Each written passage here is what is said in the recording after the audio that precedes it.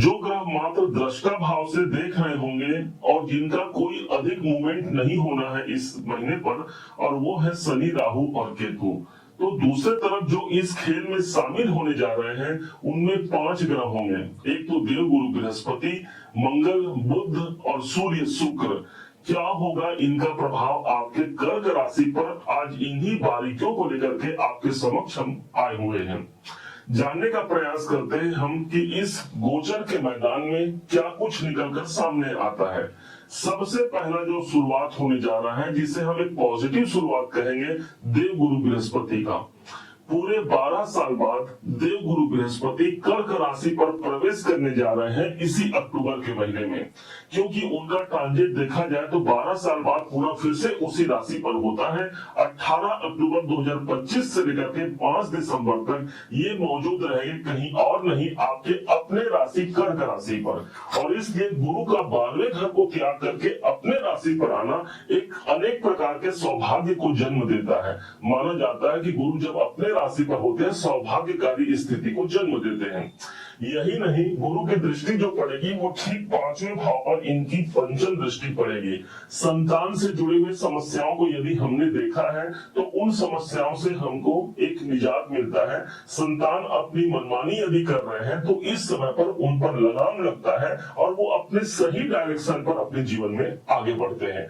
कोई महत्वपूर्ण डिसीजन हम लेना चाहते हैं, 5वें घर हमारे प्रारब्ध का प्रतिफल है, तो इसलिए हमारे पुण्य इस समय पर जागृत होते हैं, हम ईश्वर की आराधना तरफ बढ़ते हैं और यही नहीं, एक बेहतर भाग्य की शुरुआत करते हैं।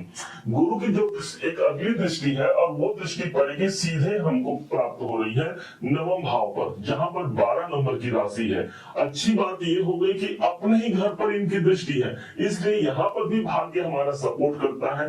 पिताजी को लेकर के कोई प्रॉब्लम चल रही है वो सॉल्व होता है, सीनियर बॉस को लेकर के कुछ समस्याएं चल रही थी वो सॉल्व होता है, और नए आयाम को प्राप्त करते हुए हम अपने जीवन पर आगे बढ़ते हैं। विशेष बात यह हो जाती है कि शनिदेव यहाँ मौजूद है आपके ठीक भाग्य के घर पर। शनि को हम धीरज कहते हैं, शनि को हम डिले कहते हैं। तो यदि भाग्य उन्नति में हमको डिले देखने को मिला, मतलब हमने तो अपना काम कर लिया, अब कहीं पर जाकर के पेच यदि फंस रहा है भाग्य के कारण, तो गुरु की दृष्टि शनि पर पड़ने जा रही है। शनि आपका कर्म है, तो वहीं पर देव गुरु बृहस्पति को हम भाग्य कहते हैं, अर्थात कर्म और भाग्य का समावेश हमको प्राप्त होता है। अगले ग्रह पर समझिएगा, दूसरे ग्रह पर दूसरा जो ग्रह होता है वो है मंगल।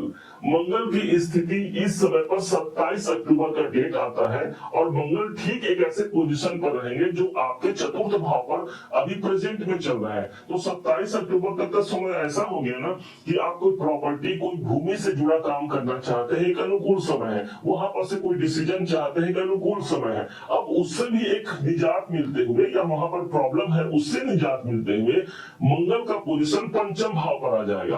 अच्छी बात यह होगी कि त्रिकोण का मालिक त्रिकोण भाव पर स्थित रहेगा, और उससे भी अच्छी बात यह हो गई कि मंगल स्वयं अपने ही घर पर रहेंगे। ध्यान दीजिएगा, कोई ग्रह जब अपने घर पर होता है तो उस भाव की वृद्धि करता है। पंचमेश पंचम भाव पर रहेंगे। शेयर मार्केट, सट्टा बाजार इत्यादि में यदि आप संलग्न है, यहाँ पर एक सफलता मिलती है। प्रेम विवाह का योग बन सकता है, मंगल स्वयं पंचम भाव पर रहेंगे। यही मंगल आपके 10वें से, अर्थात कैरियर के मालिक मंगल स्वयं अपनी ही राशि पर रहेंगे। इसलिए कर्म क्षेत्र पर भी हम सेनापति की भांति काम कर पाते हैं, और विजय तिलक की प्राप्ति के लिए ये मंगल का गोचर एक पॉजिटिव गोचर रहेगा। जहां पर हमने कोई प्रयास किया है उसका रिजल्ट इस महीने निकलकर सामने आता है, और इनका प्रभाव 7 दिसंबर तक रहेगा, मतलब लंबे समय तक इनका प्रभाव रहने वाला है। तीसरा जो प्रभाव होगा वो होगा बुध का। बुध इस समय पर सिर्फ 2 ही अक्टूबर, शुरुआत में ही इस महीने के 2 अक्टूबर को बुध अपने अस्त और उच्च अवस्था को छोड़ करके अपने सबसे प्रिय मित्र शुक्राचार्य की राशि पर ठीक चतुर्थ भाव पर आ जाएंगे, और इनकी दृष्टि पुनः फिर से हमारे कैरियर के घर पर पड़ेगी। ध्यान दीजिएगा, कैरियर के मालिक ऑलरेडी एक पॉजिटिव सिचुएशन पे है, और वहां पर बुध की स्थिति का बनना, चतुर्थ भाव पर आना, तो जो लोग ट्रांसफर चाहते हैं या जो लोग तबादला जाना चाहते हैं, जो लोग विदेश में रहते हैं, इन सबके लिए एक पॉजिटिव सिचुएशन होगा। कोई स्थानांतरण का योग हमारे जीवन पर यदि हम चाहते हैं तो ये स्थानांतरण के योग से हमको जोड़ जाता है। अगले जो परिणाम के रूप में आएंगे वो होंगे सूर्य देव। सूर्य की स्थिति ठीक इस समय पर हमारे तीसरे भाव पर है, हमारे पराक्रम के भाव पर है। 17 तारीख तक का 17 अक्टूबर का समय हमारे पराक्रम की वृद्धि करना और पंच धनेश होकर के अपने से धन भाव पर है, आर्थिक मामलों का निपटारा होना। परंतु यहाँ पर सूर्यदेव नीच के हो जाते हैं। ठीक छठे भाव को छोड़कर के सप्तम भाव पर भी सूर्य आ रहे हैं, चतुर्थ भाव पर सूर्य आ रहे हैं, जहां पर 7 नंबर की राशि है। ऑलरेडी वहां पर बुध रहेंगे, मंगल रहेंगे, लेकिन सूर्यदेव तो यहाँ नीच के हो गए ना, और धनेश है। तो इसलिए किसी को धन देने से पहले आपको समझ लेना चाहिए कि सामने वाले को धन देना एक सही रहेगा कि नहीं रहेगा, उसके बाद आप धन दे सकते हैं। सूर्य का चतुर्थ भाव पर नीच का होना, इसका प्रभाव ये भी हो गया ना कि हमको कुटुंब में भी, अपने पारिवारिक जीवन में भी, हम यदि कुछ तनाव चल रहा है तो उस पर लगाम या धैर्य रखने की आवश्यकता रहेगी, उसको संवार करके रखने की आवश्यकता रहेगी। हालांकि इसी सूर्य को सपोर्ट मिल रहा है मंगल का और बुध का, जो इनके अपने ही मित्र है, इसलिए वहां कोई बहुत ज्यादा नेगेटिव सिचुएशन नहीं आएगा, वहां पर भी हम पॉजिटिविटी को देख पाते हैं। अब आइए शुक्राचार्य पर चलते हैं, जो 5वें अंतिम है। शुक्राचार्य की स्थिति ऐसी बनी हुई है, ये आपके लाभेश है, आपके लिए कर्क राशि के लाभ भाव के स्वामी है, और यही शुक्राचार्य लाभेश होकर के हमको प्राप्त हुए हैं धन के भाव पर।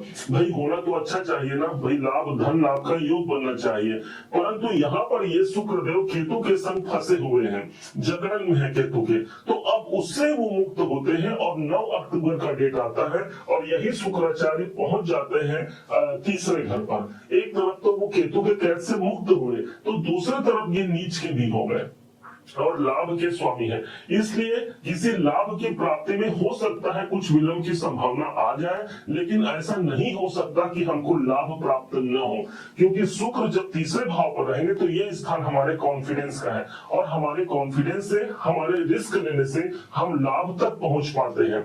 लाभ के लिए हमको जो एफर्ट हमने लगाया है, जो परिश्रम हमने किया है, उस परिश्रम का प्रतिफल इस शुक्र के माध्यम से मिलने जा रहा है। अब क्या उपाय हम कर सकते हैं इस अक्टूबर के महीने को सर्वश्रेष्ठ बनाने के लिए? तो ध्यान दीजिएगा, इस पूरे महीने हमको सूर्य देव खासकर 16 तारीख के बाद नीच अवस्था के मिलेंगे, इसलिए भगवान सूर्य को प्रणाम करना और उनको आदर सम्मान करना, पिताजी से अच्छा रिलेशन रखना, इस सूर्य के समय पर भी हमको एक बल दे पाएगा और पॉजिटिविटी की तरफ हमको जोड़ पाएगा। तो दूसरे तरफ शुक्राचार्य भी इस महीने 9 अक्टूबर से नीच के होने जा रहे हैं, तो इसलिए दाम्पत्य जीवन को अनुकूल रखिएगा, क्योंकि दाम्पत्य जीवन यदि अनुकूल है, इसका मतलब शुक्र आपका अनुकूल है, और इस अनुकूलता से अपने जीवन को एक बेहतर ऊंचाई को ले जाने जा रहे हैं। गुरु का आपके अपने राशि पर आना एक सबसे बड़े सौभाग्य की वृद्धि करा रहा है। उम्मीद है आप सबने इसे समझा, आप सबने इसे जाना। यदि आपने इसे समझा है, जाना है, और मेरे समझाने का प्रयास यदि आपको सार्थक लगा हो, मेरे समझाने का तरीका यदि आपको सार्थक लगा हो, तो हर बार की भांति इस बार भी अपना प्यार भरा लाइक और कमेंट करना कभी मत भूलिएगा। और हाँ, यदि अभी तक आपने चैनल को सब्सक्राइब नहीं किया है, सब्सक्राइब जरूर कीजिएगा। पुनः एक बार फिर आप सभी का दिवस बहुत मंगलमय हो, इन्हीं शुभकामनाओं के साथ। जय श्री